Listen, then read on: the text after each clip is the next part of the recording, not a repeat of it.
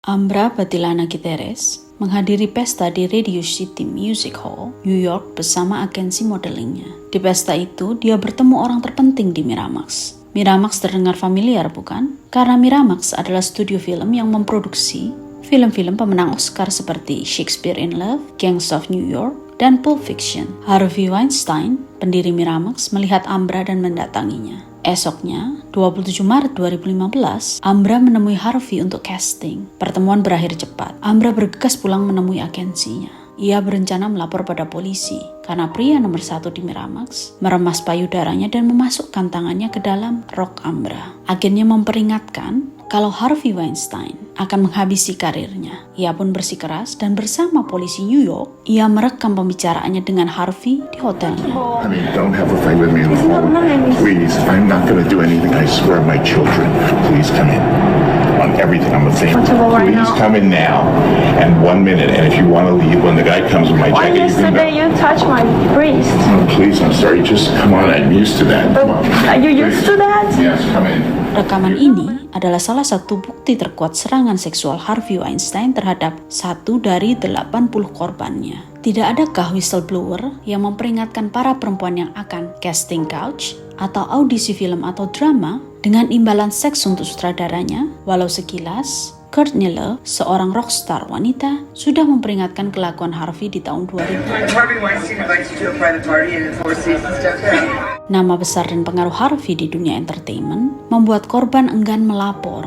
Artis sekelas Salma Hayek saat memainkan film Frida berkali-kali menolak permintaan Harvey mulai dari mandi bersama hingga melakukan threesome. Penolakan Salma membuatnya tidak pernah lagi mendapatkan pemeran utama untuk film-film Miramax. Bagaimana cara menjatuhkan Harvey Weinstein? Pertama, dengan dipublikasikannya investigasi wartawati koran New York Times yang berhasil mewawancarai setidaknya 8 korban Harvey yang menerima uang kompensasi dari serangan seksualnya pada 5 Oktober 2017. Salah satunya aktris Ashley Judd. 8 Oktober 2017, Harvey dipecat dari perusahaannya sendiri, The Weinstein Company atau TWC. 10 Oktober 2017, koran The New Yorker mempublikasikan tulisan Ronan Farrow yang menyebutkan bahwa 3 orang wanita, termasuk artis Italia Asia Argentino dan Mira Sorvino, mengalami serangan seksual dari Harvey. Beberapa jam setelah terbitnya tulisan Ronan, The New Yorker kembali menerbitkan rekaman pengakuan Gwyneth Paltrow dan Angelina Jolie. 11 Oktober 2017,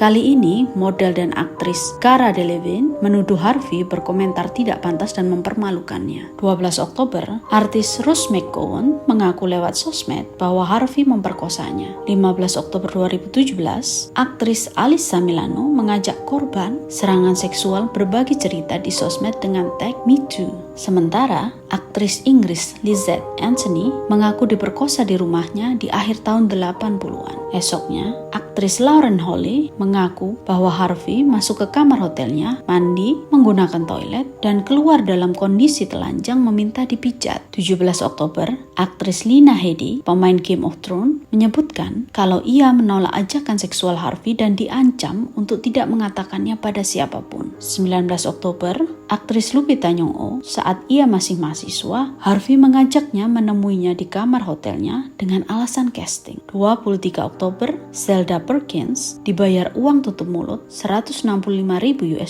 setelah dilecehkan oleh Harvey secara seksual. 25 Oktober, mantan pekerja produksi Mimi Haleyi dan aktris Dominique Huet menuduh Harvey memperkosa mereka. And then I said, I'm on my period. There is no way this is going to happen. Please stop. He held me down on the bed and kept asking him to stop, but it was impossible. He was extremely persistent and physically overpowering. He then orally forced himself on me while I was on my period. He even pulled my tampon out. I was mortified. He barged into my room. Then I remembered he took off his pants and sat on my bed. He began speaking about various A-list actors who he claimed had slept with him. He told me that these actresses had gotten to where they were because of him and because they had sex with him. I believe I disassociated during that time that he was having sex with me. I laid still and closed my eyes and just wanted it to end. I played dead. 2 November, aktris Paz de la Huerta, pemeran drama Boardwalk Empire, menyebut bahwa Harvey memperkosanya 2 kali di New York tahun 2010. 6 November 2017, The New Yorker menemukan kalau mantan agen Mossad dan ahli komunikasi digunakan Harvey tidak saja memata-matai korbannya tetapi juga untuk menutupi kasus-kasusnya. FYI, 15 November, TWC dituntut oleh beberapa korban Harvey dan perusahaan terpaksa menjual hak film Paddington 2 ke Warner Bros. 3 Februari, aktris Uma Thurman menambah deretan korban Harvey Weinstein. 8 Februari, polisi LA mengirimkan 3 kasus serangan seksual Harvey ke kejaksaan. 19 Maret, TWC menyatakan bangkrut dan hanya memiliki uang tunai sebesar $500,000. Mereka juga terpaksa menjual aset virtualnya ke Lantern Capital sebesar $310 juta. Karena perusahaan bangkrut, maka semua korban yang menandatangani NDA dibebaskan berbicara tentang serangan seksual yang dilakukan oleh Harvey. Setelah sebulan penuh investigasi oleh NYPD, Harvey dituntut atas 3 pelanggaran hukum berupa perkosaan dan aktivitas kriminal seksual. 30 Mei, Kejaksaan Manhattan menuntut Harvey dengan tuntutan yang sama seperti NYPD. 6 September, kantor Kejaksaan Agung di New York membuka investigasi pada Weinstein yang terlibat dengan perusahaan swasta mata-mata Black Cube atas aktivitas ilegalnya mengumpulkan informasi pribadi para korbannya. 24 Oktober, aktris Rose McGowan menuntut Harvey, mantan pengacaranya, dan agen mata-mata swasta karena berusaha menutup mulutnya. 11 Desember, Harvey dan korbannya menyepakati uang kompensasi $25 juta. 6 Januari 2020, hanya beberapa jam setelah sidang pertamanya, kantor Kejaksaan LA mengumumkan tuntutan baru dan ia terancam penjara 28 tahun. 22 Januari 2020, sidangnya di New York dimulai. 23 Januari, aktris Sopranos Annabella Sciorra menyebutkan ia diperkosa tahun 93 atau awal tahun 94. Di 29 Januari, he just cut right to the chase and said, "These are contracts for my next 3 films.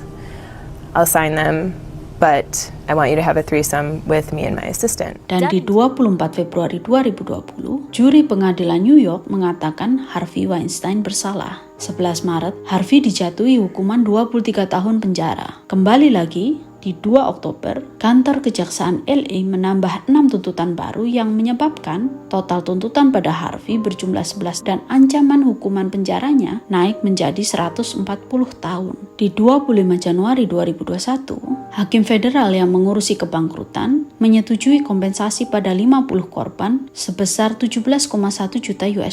Dan di 12 April 2021, Harvey Weinstein didakwa bersalah oleh juri pengadilan LA atas 11 tuntutan serangan seksual. 10 Oktober 2022, Harvey menghadiri persidangannya yang kedua di LA dan di 19 Desember Harvey dinyatakan bersalah. 23 Februari tahun ini, Harvey dihukum 16 tahun penjara untuk pemerkosaan seorang aktris di 2013. Tahun ini adalah tahun paling buruk untuk Harvey. Harvey jatuh sedalam-dalamnya dan tidak akan lagi mendapatkan reputasinya dan kekuasaannya. Keberanian korban dan kemampuan jurnalistik investigatiflah yang membuka tabir monster seks Hollywood, Harvey Weinstein. Terima kasih sudah menonton sampai akhir. Sampai bertemu di kasus selanjutnya.